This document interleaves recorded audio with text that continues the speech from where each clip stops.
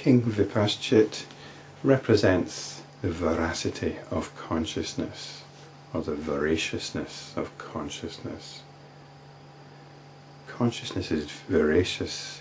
It wants to experience everything.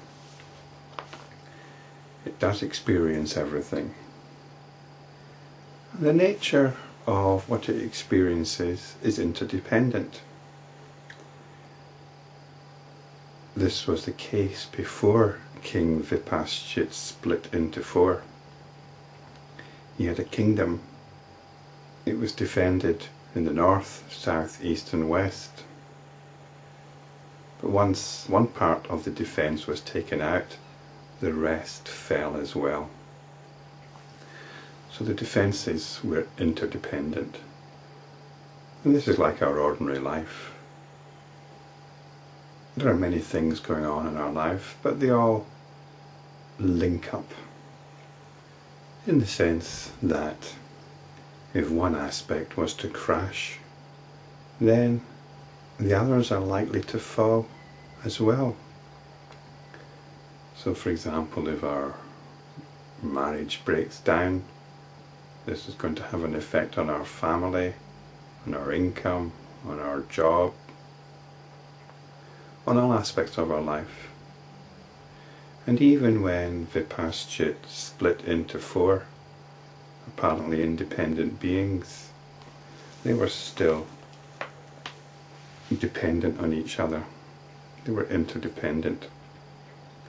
Vasistha continued, when the king that went east was under the spell of the water he had drunk, it was the one that went west who rescued him. When the king that went west became a rock, it was the one that went south who rescued him by the use of beef, etc. So there's obviously some kind of shocking practice involved, bearing in mind that beef is the meat of the sacred cow. When the king that went west had been transformed into a bull by a female goblin who had the form of a cow, it was the one that went south who rescued him again. When the king that went south was turned into a celestial, he was rescued by another celestial at the intercession of the one who went west. When the king who went east was turned into a lion, it was the one who went west that rescued him. So Vipascit is consciousness undergoing all kinds of transformations, and it's the one thing, it's all interdependent, they're all linked up. Rama asked, but how do these yogis perform such varied actions in the 3 periods of time? Pray tell me this. This refers to something that Vasishta said in the previous chapter about the yogis, who can perform actions everywhere and experience all things in all the 3 periods of time, though apparently remaining in one place. So we're touching on psychic powers again. Psychic powers are really a very crude and limited way of understanding the nature of the true yogi's realization. Vasistha continued, whatever be the explanation that the unenlightened people may give for this, let them. But listen to the enlightened explanation. In the vision of the knowers of the truth, there is nothing other than the pure and infinite consciousness, and the objective universe is completely and totally non-existent. This is the key point, really. This is the key obstacle to liberation, is the belief that there's a world, an external world out there. Examine your own resistance to this belief and you'll see, and you'll come right up against your own barrier to enlightenment. There is neither a creation nor its opposite. So we're not saying that reality exists in here either. We're not saying reality is a subjective phenomenon either. So we must be careful about that. There's neither a creation nor is there no creation. He who rests forever in this pure and infinite consciousness is the omnipresent and omnipotent Lord. He is the all, and he is the self of all at all times. And he's no longer the self. He's no longer the yogi. He's the infinite consciousness. Tell me who can restrain him, how, where, and when. The omnipresent shines as and when he likes, for he is the self of all. He is your reality. What is not present in the self of all? Everything is right here, right now.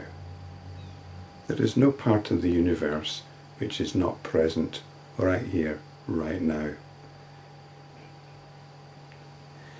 Hence, he shines how, when, and where he likes, whether it is the past or the future or the present, and whether it is the gross or subtle field in which such action takes place. In other words, you're doing it. You're travelling to the past when you dwell in the past. You're travelling to the future when you dwell in the future. There's no more to it than that. That's the psychic power. Without ever abandoning this reality as pure consciousness, he functions at a distance and near, creating an epoch or the twinkling of an eye. This is what our mind is doing all the time. This is consciousness operating. It's the same consciousness in you as it is in the yogi. It's just that in the yogi, consciousness is realizing its own nature. All this is in the self, but the appearance is maya, illusory.